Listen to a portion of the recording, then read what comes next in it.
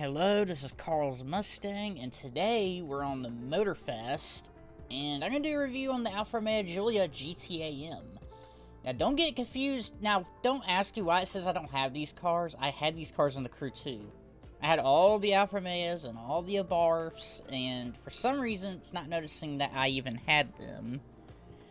So, something on Ubisoft's part. Hopefully they fix it with the next update. But, don't get confused with them. This thing is a track-focused model. And on Gran Turismo 7, this thing is pretty damn OP. Especially if you know how to tune it. So, as per usual, I'm going to go ahead and buy it, and I'll see you guys out towards the track.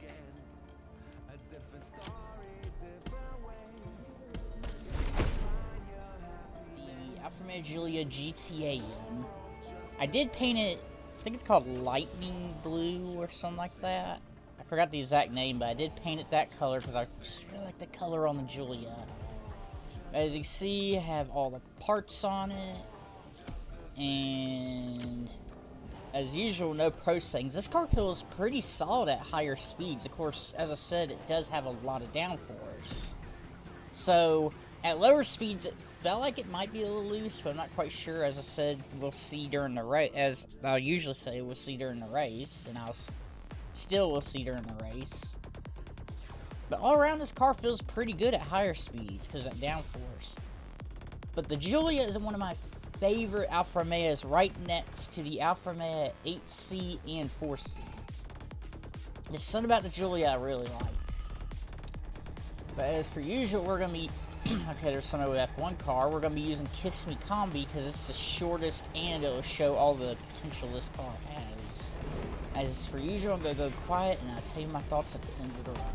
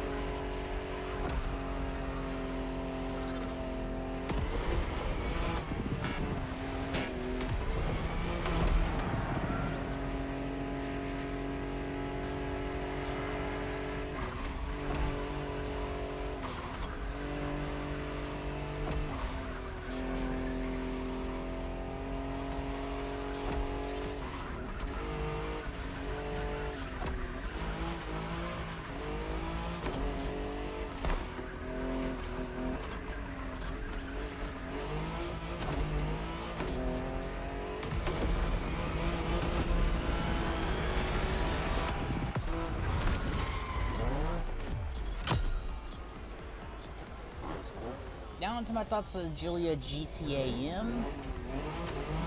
Not bad, actually. I mean, the downside is its acceleration and its low-speed cornering because it's a rear-wheel drive, and Ivory Tower does a shitty job.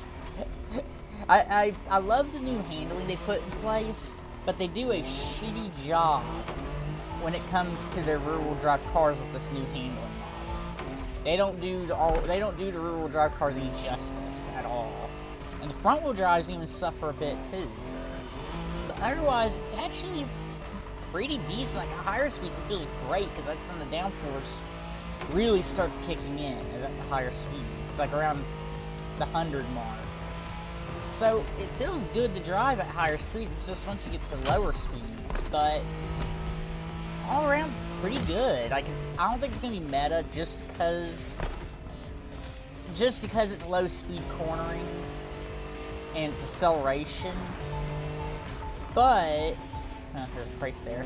But it is a good car. Like, it's not terrible. It's one of those cars I believe you could do grand.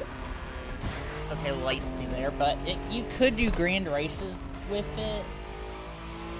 But I don't think it would really do much. Not unless everybody else coincidentally grabbed a rear-wheel drive car or a non-meta car, but otherwise, it's one of those things where it's a good car. It's fun to drive. It's one of those cars that's fun to drive. It can be competitive if you really know how to drive it. All around, not a bad car, and it has some decent customization. Like, it's not highly customizable, but it has customization, which is something you can say for Alfa Romeo. Normally, Alfa Romeos in games are like, no customization for you. But all around, not a bad car. Websites were fine. Yeah, it's actually pretty damn good. I believe that this could be one of the fun cars that a lot of people are probably going to end up loving it. That's all I really have for today's video, and I'll see you guys later in the next video.